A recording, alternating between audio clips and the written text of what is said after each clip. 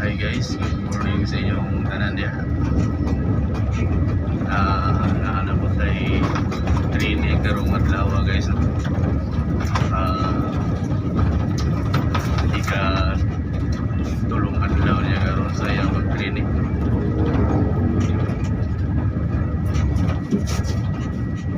Biyahe karon guys is pahalingon ka sa Kidapawan City. Nasa karon na Coronadal City guys.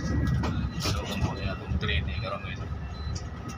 Pero kini siya guys, ikan di siya sa ilubas dati, iniundang na siya.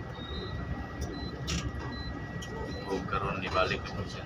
Karon di man pwede kung dili training on. Usa mag-agi training guys kay mo na i-require sa atong kumpanya sa YBL. So karon nga punta guys, mingaw ba kayong pasahero? Mga pa niya itong mga pasahero guys, kamay ito.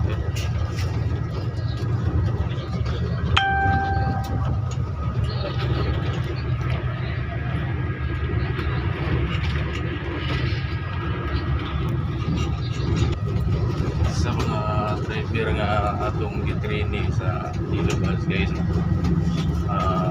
ang natraining sa ako medyo nagdugay ba yung kay kita nga driver nga sa ilubas. Kung natin training kayuhon mo ginatong training para nga maayo po na ilan ang pagdala o pagbaho kay dati nga kita ka-training dito sa ilubas. Kaya yung butag training sa itong mga kaigso ng driver dito sa kumpanya. So training ko na doon siya guys, paingon sa Kidapawan City. Mga downing, mga pick up sa pasahero kung asa dapat ma-pick up sa lugar sa Tacorong, Buluan, Dato Aglas. Paingon na sa Kidapawan guys na ay mga area nga dapat dili ka mo pick up. So diha ang importante nga atong i-train sa atong driver guys, no? Kay kung